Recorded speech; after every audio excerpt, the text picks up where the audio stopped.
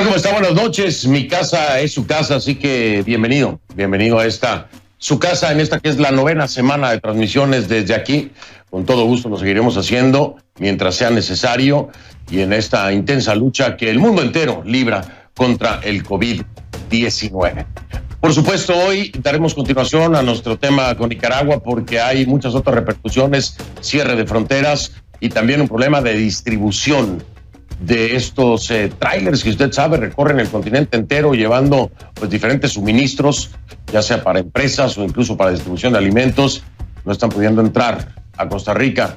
¿Por qué? Bueno, pues porque precisamente hay un control sanitario y Nicaragua no está controlando el régimen Ortega Murillo para nada el tema del COVID, así que obviamente estas protecciones traen también consecuencias. Y un llamado que hacen desde el legislativo de Costa Rica a la Organización Panamericana de la Salud y a la Organización Mundial de la Salud.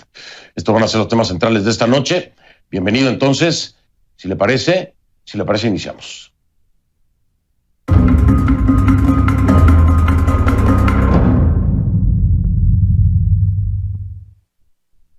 Le pido que a partir de este momento me acompañe utilizando la etiqueta numeral Conclu COVID-19 Nica 3.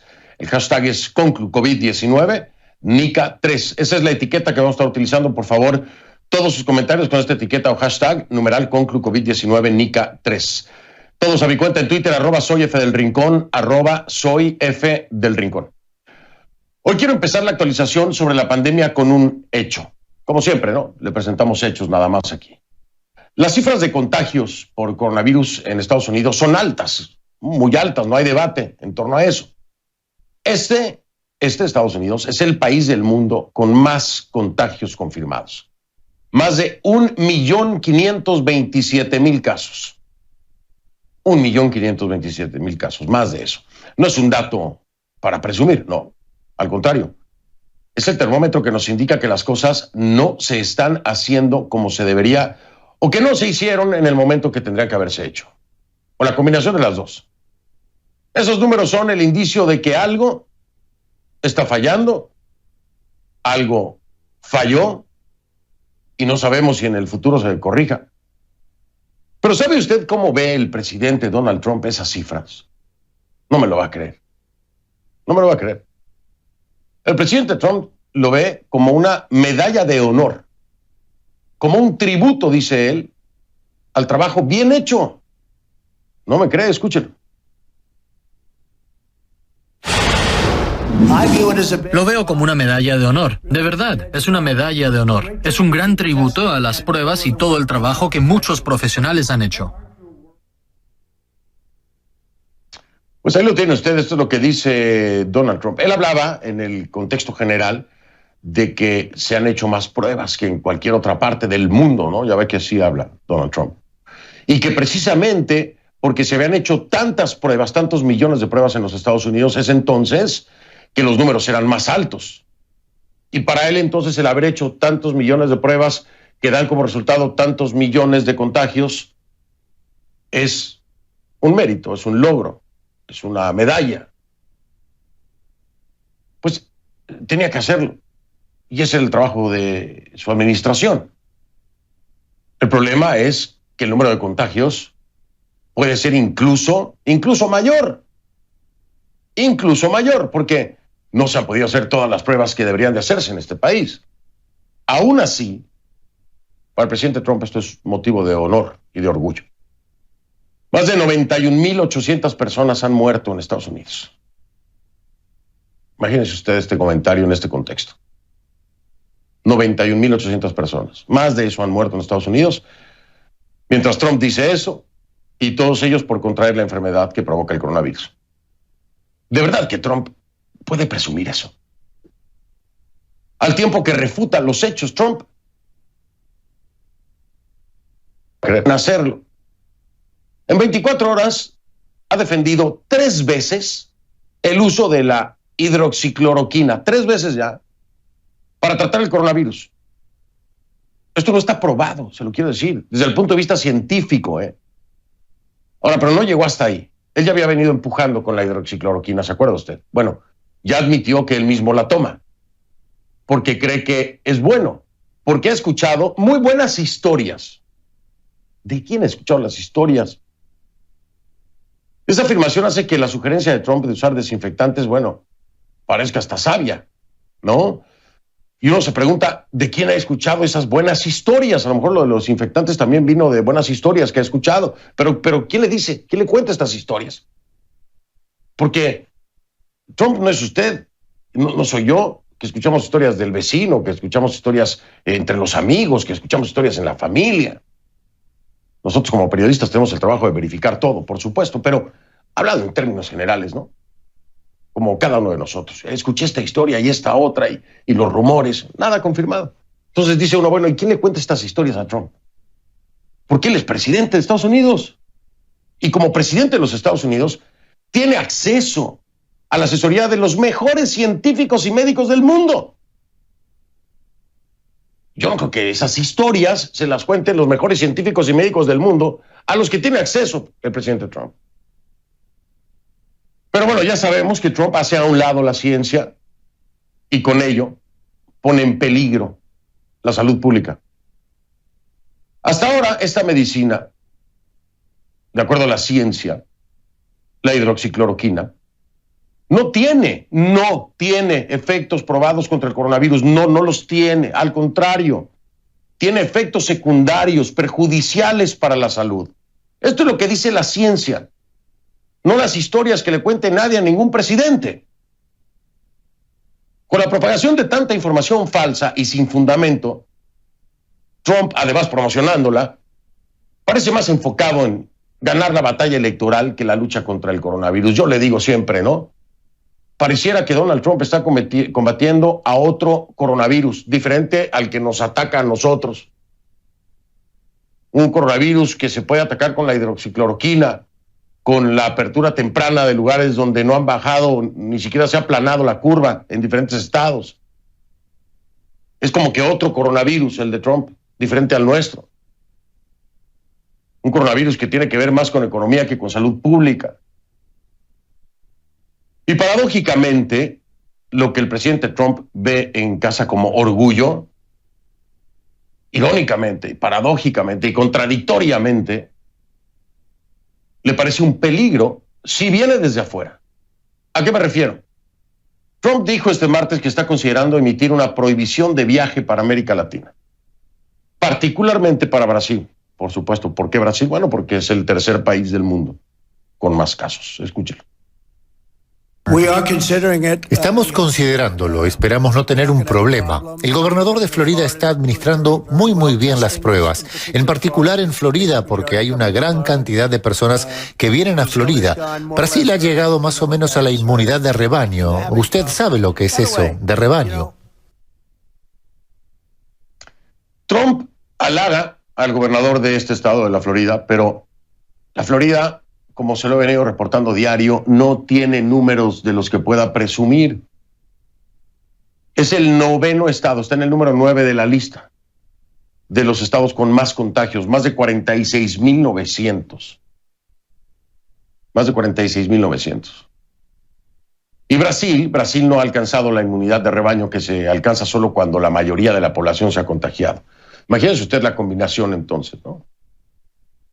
Según la Universidad Johns Hopkins, dependiendo de cuán infecciosa sea la enfermedad, se necesitaría que se contagiara entre el 70 y el 90% de la población.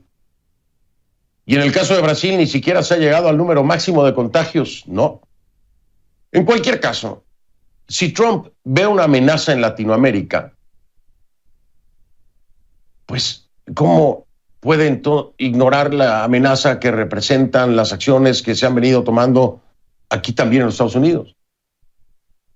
¿Cómo Estados Unidos no se convierte en una amenaza para el resto del continente? Y más aún cuando se habla de medicamentos que no han sido comprobados científicamente como benéficos para contrarrestar efectos o combatir el coronavirus, como la hidroxicloroquina. ¿Cómo es posible que desde afuera venga lo malo, pero lo malo de adentro no sea malo, sino bueno para Trump? Difícil de entender. Como también es difícil de entender a Jair Bolsonaro, por ejemplo, ¿no? ¿Qué tendrán estos señores en la cabeza? No se lo puedo decir. Yo sugiero, yo lo hago, como periodista que soy y también como ser humano. Me apego a la ciencia. Me guío por los consejos de la Organización Mundial de la Salud. Me guío por lo que la ciencia dicta, por lo que dice aquí en Estados Unidos el doctor Fauci, por lo que dan los reportes de la Universidad Johns Hopkins, por todo lo que son hechos científicos sustentados y fundamentados. Las historias le están haciendo daño a la gente. Las historias que le cuentan por ahí a Trump y a muchos más de ustedes a través de las redes sociales y de mensajes de cadena, matan, así se lo digo. Fernando, qué dramático. No soy dramático, matan. Matan porque alguien cuando no tiene, desgraciadamente, el acceso a la educación, puede creer todas estas historias y cuentos como los que dice Trump ha escuchado sobre la hidroxicloroquina o cualquier otra cosa y aplicarlos. Y terminar haciéndose más daño que si hubiera contraído el coronavirus. No haga caso a cuentos o historias. Acérquese a los hechos y nosotros se lo acercamos a usted. Por supuesto, CNN sigue con preocupación la evolución del virus en la región, como siempre lo hacemos, un recorrido en orden alfabético por el continente. Vamos a iniciar, como siempre, con Argentina. Argentina reporta 8.809 casos y 393 fallecidos. 8.809 casos y 393 fallecidos en Argentina. Bahamas, 96 contagios y 11 muertes. Belice sigue reportando 18 infectados y 2 fallecimientos. Bolivia registra más de 4.260 casos y al menos 174 decesos. Y en Brasil la cifra de contagios subió a 271.628. Se lo voy a repetir.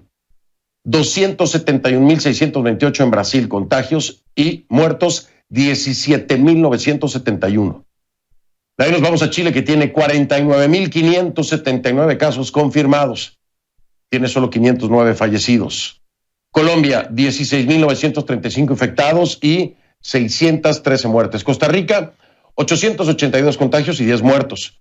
Cuba, 1.887 casos y 79 defunciones, es lo que reconoce el régimen. En Ecuador, la cifra oficial es de 34.151 casos y 2.839 fallecidos. Eso en Ecuador. En El Salvador, 1.498 personas contagiadas y 30 muertes. Guatemala, más de 2.000 casos y al menos 38 muertos. Haití tiene 533 casos y 21 fallecidos. En Honduras informan más de 2.790 casos positivos y al menos 146 víctimas mortales.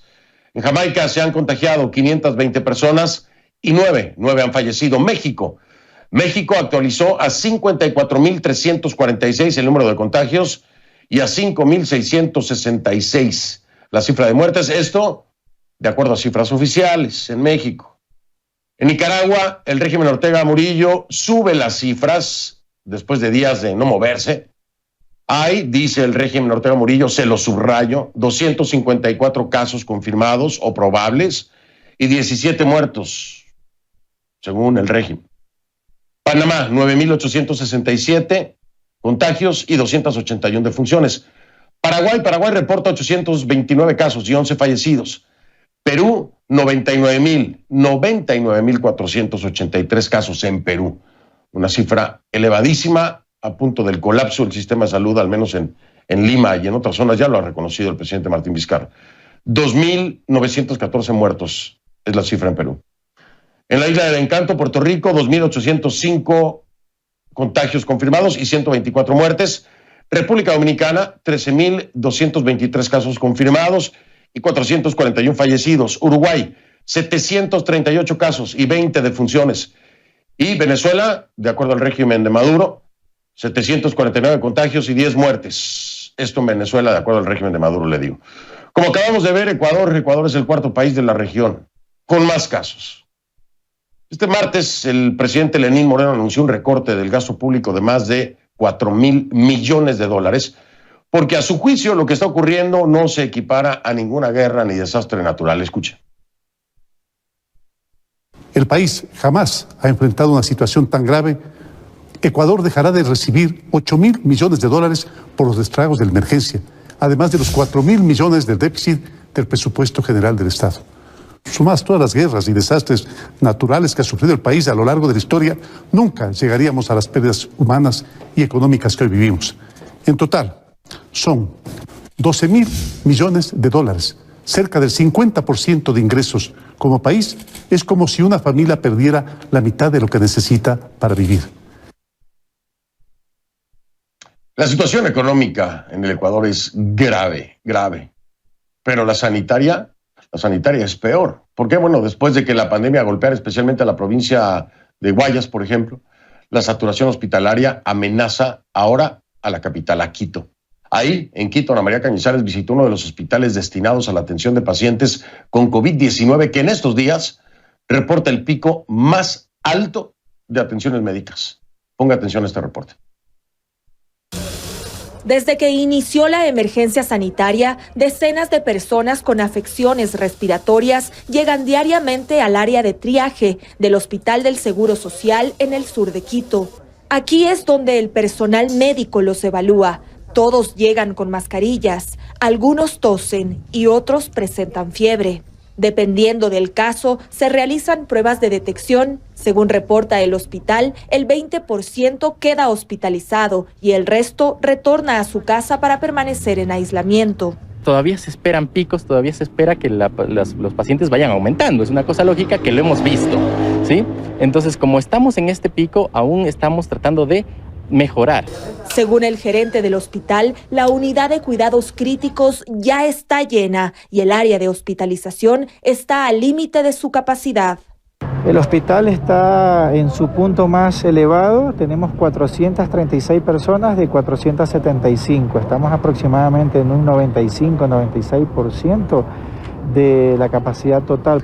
Ante el aumento de pacientes dentro del centro hospitalario, estas 3 carpas que entregó el ejército extienden el número de atenciones.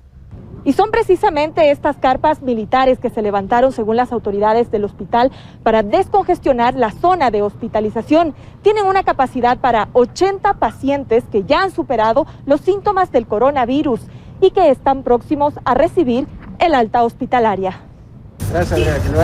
Son pacientes como estas 2 mujeres que nos cuentan que fue duro luchar contra el virus, pero están emocionadas de volver a su casa. Llegar igual a cumplir todo lo que me han dicho aquí, el aislamiento que tengo que tener para no poder contagiar a mi familia. Ay, no puedo decirles nada más que les amo y que les doy gracias a Dios por regresar a mi casa. Bien preocupante, sin saber qué va a pasar de mí con mi familia. Yo sí me imaginaba lo peor, pero tuve muchas fuerzas de todos. Es un proceso muy duro, muy fuerte, que solamente, como digo, personas guerreras como nosotros hemos podido llegar hasta aquí y lamentablemente hemos visto igual que personas se desvanecen y mueren. El municipio de Quito indica que la capacidad en las unidades de cuidados críticos está llegando al límite.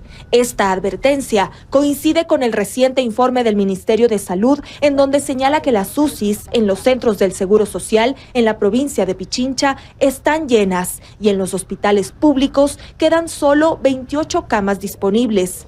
El gobierno indicó que ampliará la capacidad de atención. Estamos trabajando en favor de que esto en ningún momento pueda desbordarse, como hemos visto lamentablemente en otros países o en otras hermanas ciudades.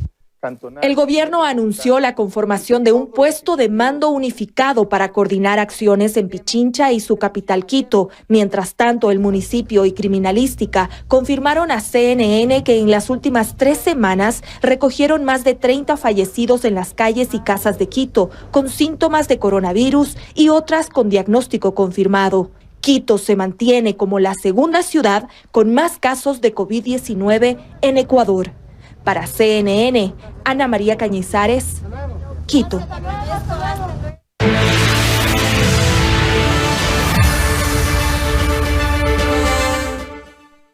Gracias a Ana María Cañizares. Vamos a darle información de último momento. Esto se había anunciado ya y se ha estado reportando durante el día. Es la empresa AT&T que anunció el cese de operaciones con efecto inmediato de DirecTV Latin America en Venezuela. ¿Por qué hace esto? ¿Por qué toma esta decisión AT&T? La decisión responde a la imposibilidad de cumplir con la legislación que hay en Venezuela y al mismo precisamente del régimen. Vamos a enlazarnos en este momento en vivo con mi compañera Osmari Hernández, que nos tiene muchos más detalles, porque ha habido una reacción, por supuesto, intensa, pero de la ciudadanía, que una vez más es censurada por la condición que sea y es privada del acceso no solamente a la información, pero en este caso también al entretenimiento que se provee a través de este servicio allá en Venezuela. Osmari, te escucho con atención. Buenas noches, Osmari, un abrazo. Buenas noches, Fernando. Gusto saludarte. Pues sí, hay mucho malestar, Fernando, por la salida de DirecTV de Venezuela, y este se expresó a través del sonido de las cacerolas, que se hizo sentir con fuerza en la capital venezolana de este a oeste, Fernando. Ya en días anteriores se habían comenzado a sentir algunas protestas más aisladas de cacerolas, e incluso personas que salieron a la calle a expresar su desagrado ante la falta de agua, fallas eléctricas, también los problemas con la gasolina, Fernando, que en este momento escasea también fuertemente en todo el territorio venezolano, pero a esto se suma además que a esta hora, como podría ser cotidiano en cualquier hogar, las personas puedan tener acceso a ver televisión, tanto canales nacionales como internacionales. Y es que DirecTV en Venezuela tenía un alcance aproximado, según cifras de la ONG Espacio Público, de un 45%, Fernando. Esto se traduce aproximadamente en unos 2 millones de hogares y, por supuesto, pues un número mucho mayor de personas, considerando varias personas por hogar. Hoy conversamos con varios ciudadanos que nos expresaban justamente que esto se suma a una situación muy difícil que se genera justamente en medio de esta pandemia, en medio de esta cuarentena, y que pues alimenta el malestar ya existente en los venezolanos. También es importante destacar que ya venimos de un sistema en el cual han sacado varios canales de las televisoras por suscripción, entre ellos CNN en español. Desde febrero de 2017 está fuera del aire luego de haber difundido un programa de investigación en el cual se denunciaba la venta ilegal de pasaportes venezolanos y visas, Fernando. Pero en total la ONG Espacio Público contabiliza unos 200 canales que han salido del aire, en su mayoría de corte informativo y contemplando también pues emisoras de radio y también medios impresos, Fernando. Hace ya 3 años, fíjate que no había sacado la cuenta, mi estimado Osmari, hace ya 3 años entonces que nos sacaron del aire por órdenes del régimen de Maduro. Bueno, pues tristemente para todos los venezolanos, una ventana más que se cierra. Las condiciones aquí son diferentes y, por supuesto, pues el cacerolazo se ha convertido en una manera de expresar la frustración, la molestia y el rechazo a estas situaciones y a otras muchas más, como ya lo mencionabas, Osmari, que tienen que ver con alimentación, que tienen que ver con agua, que tienen que ver con medicamentos, que tienen que ver con tantas y tantas y tantas cosas. El internet también. Esperemos el escenario cambie, ¿no? El internet también falla. También el internet. También. Bueno, si quieres hacemos una lista y nos acabamos el programa, mi querida Osmari, si nos ponemos a hacerla, pero ya tendremos oportunidad. Te mando un abrazo fuerte, cuídate mucho y gracias por el informe, mi querida Osmari. Gracias, buenas noches, Fernando. Gracias, buenas noches. Quiero decirle nada más para que estemos todos bien claros, ¿no? DirecTV y Warner Media son propietarios de CNN, forman parte de AT&T. Así que, de alguna u otra forma, es otro golpe para la casa, ¿no? Para la casa esta, la suya, CNN. Así que, bueno, después de esta información, si me permite usted, hacemos una pausa. Vamos a regresar para hablar sobre Nicaragua. Estas cifras que de pronto cambiaron de la noche a la mañana, por parte del régimen de Ortega Murillo. Pues, no sé, ¿serán ciertas? Porque raro, ¿no? Raro.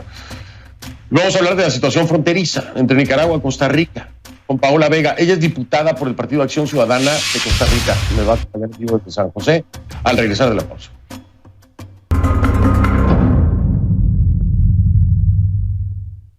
Le pido que me siga acompañando con la etiqueta que le propuse. Es numeral Conclu COVID-19 Nica 3. El hashtag es Conclu COVID-19 Nica 3. Es la parte 3 de seguimiento que le damos a Nicaragua, así que por eso es Nica 3. @soy F del Rincón es la cuenta en Twitter. Sus comentarios con esta etiqueta con COVID-19 Nica 3 a esa cuenta. @soy F del Rincón en Twitter. En Nicaragua, como ya le decía, las cifras de contagios y fallecidos por COVID-19 son inciertas completamente, ¿no? Por varias semanas, el régimen Ortega Murillo sostuvo que en el país no había más que una veintena de casos confirmados de coronavirus. Y por varios días dijeron que solo había 8 muertos relacionados con la enfermedad. Sin embargo, el día de hoy, y de forma sorpresiva, los números cambian. Pero esas nuevas cifras tampoco aclaran lo que podría ser el verdadero panorama en el país. Vámonos con nuestra Kay Guerrero y su reporte K, allá en Casabaros.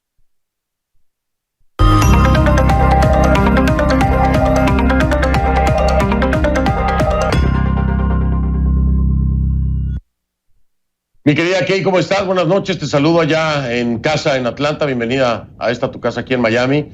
Pues el tema de Nicaragua es complicado, es incierto, pero sobre todo, pues es un tema que está ya impactando no solamente a los nicaragüenses. Hay problemas ya también para Costa Rica, hay problemas también para Panamá, en fin, la región se está empezando a ver afectada. ¿Cómo estás, Kay? Buenas noches. Hola Fernando, buenas noches. Tú lo dices muy bien, la situación de Nicaragua ya llegó a la frontera con Costa Rica, pero quiero hablarte específicamente sobre los números porque es un punto que tú haces bastante importante. Aunque este martes el gobierno de Nicaragua actualiza de manera sorpresiva las cifras relacionadas a la pandemia en ese país, los números no matan la duda, Fernando, y te voy a explicar el por qué. Primero, porque tenemos un comunicado del Ministerio de Salud de Nicaragua que fue publicado este martes que dice que tan solo en una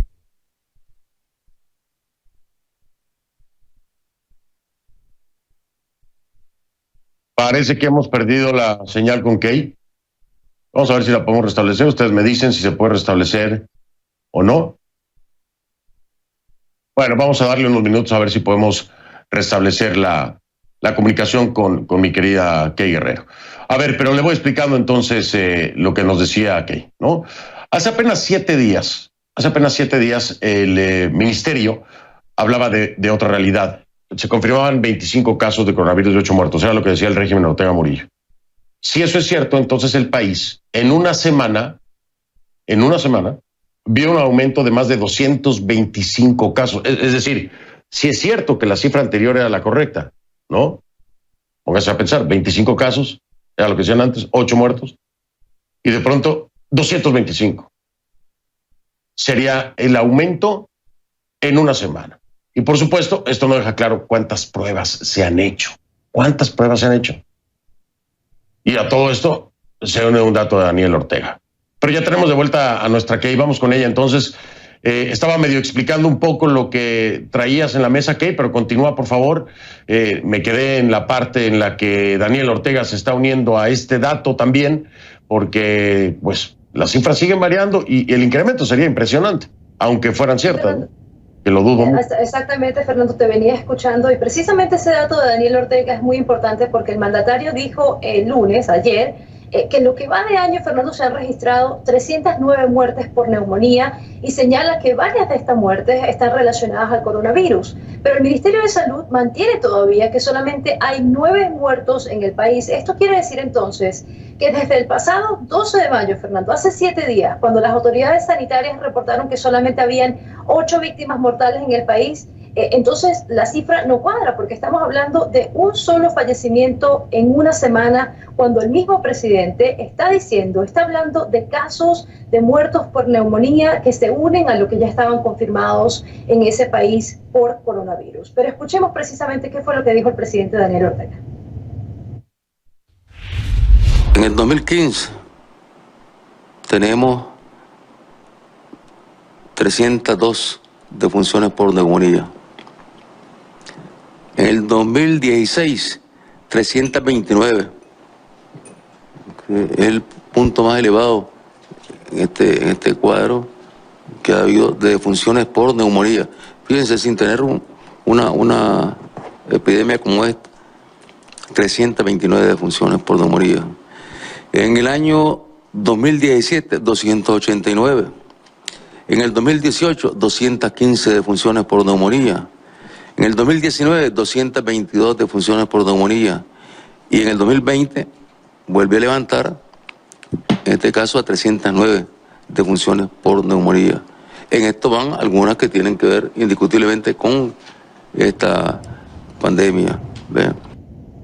Fernando, como te das cuenta, Ortega no especifica cuántos fallecimientos son por coronavirus y cuántos son en realidad por neumonía. Y los pedidos que hemos hecho de entrevistas, de comentarios al gobierno de Nicaragua no han sido respondidos. Sin embargo, como tú sabes, existe el Observatorio Ciudadano COVID-19 en Nicaragua, que es una organización no gubernamental que registran los casos de COVID-19 en ese país de manera independiente, y ellos tienen datos aproximados, digámoslos de esta manera. En su último informe, que fue el 16 de mayo, el organismo enlistó, Fernando, 351 muertes por neumonía, que dicen que son neumonías y también sospechosas de coronavirus, que fueron verificadas por esa organización, y también hablan de unos 1.594 casos sospechosos de coronavirus a nivel nacional, lo cual representa una gran discrepancia respecto a las cifras oficiales. Asimismo, como tú lo sabes, aquí mismo en conclusiones, CNN ha documentado casos de personas que han fallecido con síntomas asociados al coronavirus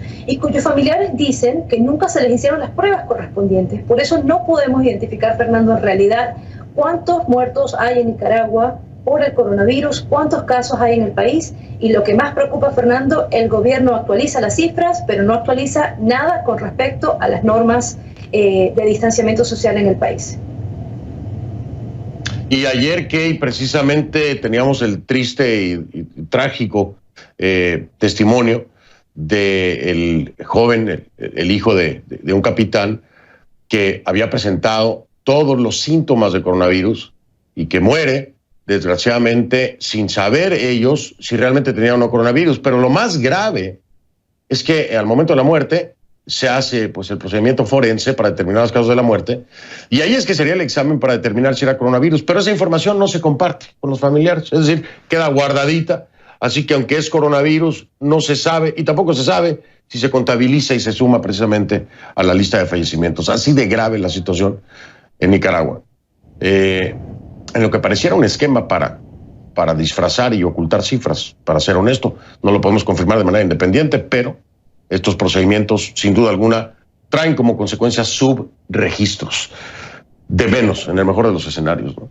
Así es. ¿Qué millones de gracias? Saludos. ¿Sí? Saludos, Fernando. Te decía que el reclamo en Nicaragua está en la calle, y bueno, de alguna manera u otra, yo creo que vamos a tener información muy pronto de qué es lo que está pasando en ese país y cuáles pueden ser los números reales en Nicaragua, Fernando. Bien, Kay, pues muchísimas gracias entonces por la información.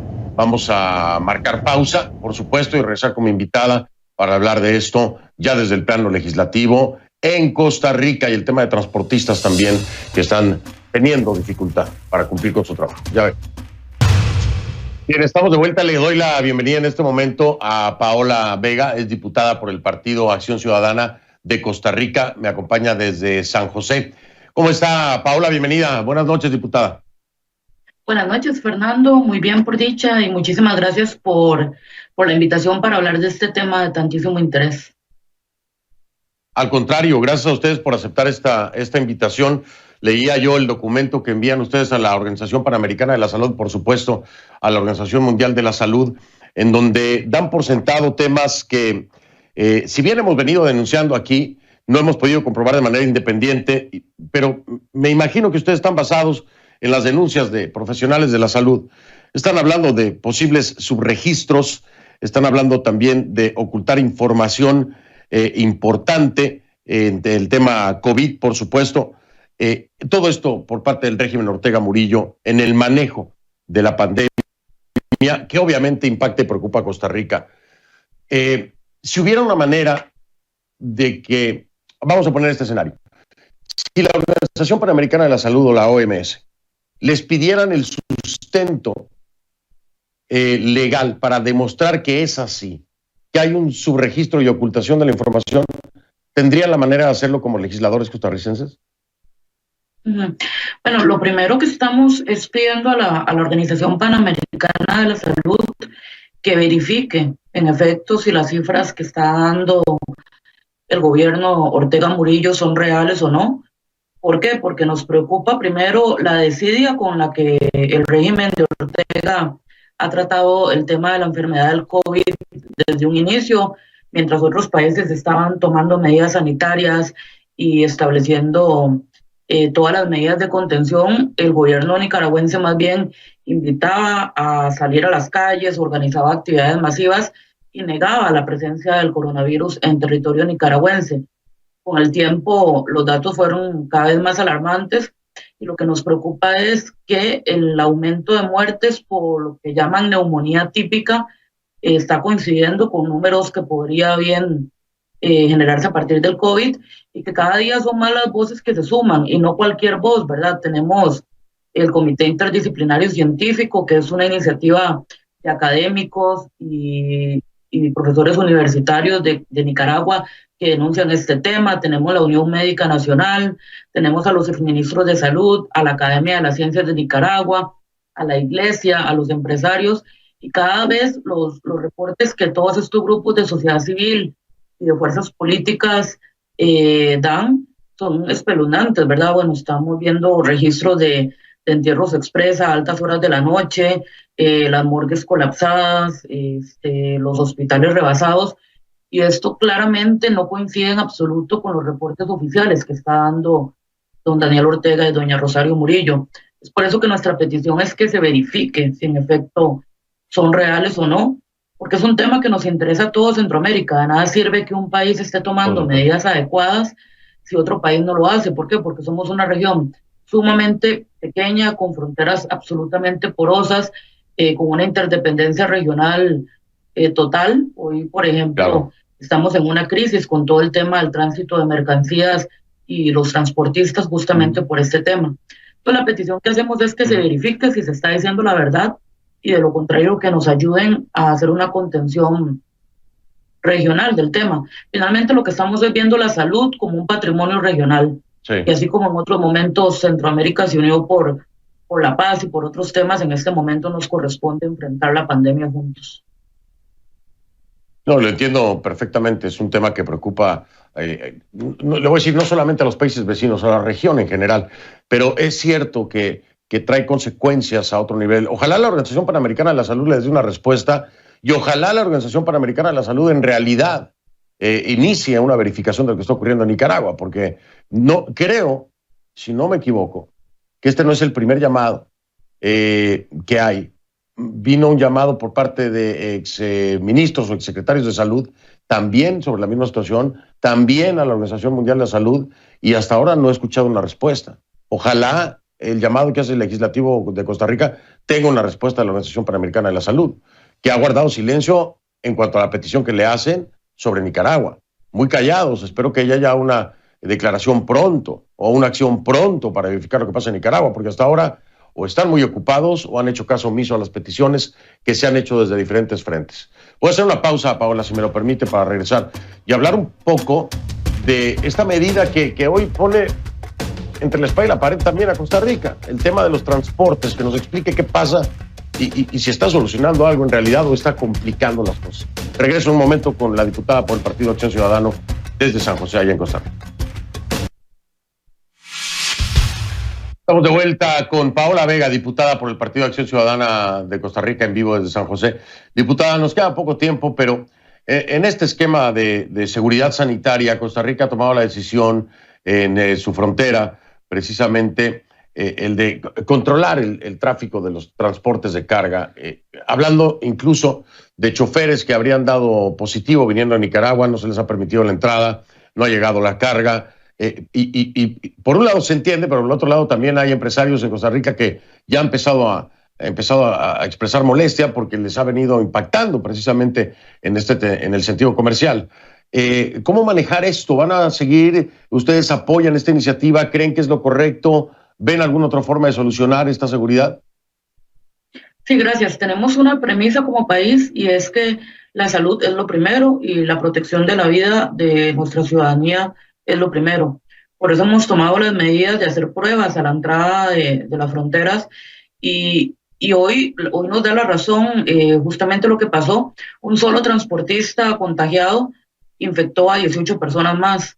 Esto supera por mucho la cifra diaria que ha tenido Costa Rica en promedio durante todo este tema, durante toda esta situación, y ello es alarmante. Estamos tratando de negociar con el resto de Centroamérica para ver si buscamos un punto de equilibrio, pero ciertamente tiene que haber detección en los puntos fronterizos para poder prevenir más contagios.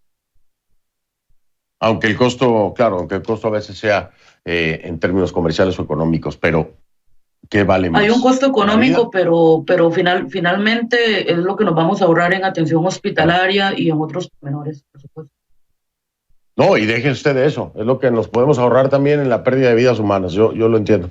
Diputada, se me ha ido el tiempo, me encantaría seguir hablando con usted, pero agradecerle que me haya acompañado esta noche y desearle la mejor de las suertes a todos mis hermanos en Costa Rica. Gracias, Paola Vera. Muchísimas gracias y a las órdenes. Buenas noches. Gracias. Es la diputada por el Partido de Acción Ciudadana desde Costa Rica, allá en San José. Hago una pausa y regreso. Soy Fernando del Rincón, gracias por haberme acompañado, como siempre le digo. Si no lo vio en conclusiones, no lo vio. Y nos seguiremos viendo, aunque sea, por supuesto, desde casa. Y desde aquí le digo, buenas noches, pásela bien. Nos vemos mañana. Pásela bien.